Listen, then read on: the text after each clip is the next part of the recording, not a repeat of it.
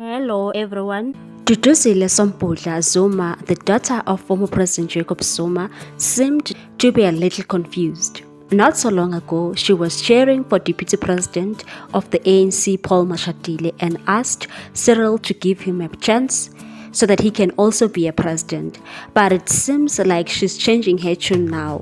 Paul Mashatile, former KZN Premier Sihle Zikalala and former Deputy Minister Park Stau, and newly elected ANC Deputy Secretary General Maropine Ramakgopa were sworn in as Member of Parliament on Monday. The ceremony took place ahead of a cabinet reshuffle that will likely to see Mashatile announced as a deputy president. Duduzile Zuma took to her social media and wrote this about Paul Mashatile. She said, "Deputy President Mashatile, he doesn't have that thing though. People have commented on her post and told her where to get off." One Twitter user said, "Yeah, he doesn't have a stealing history.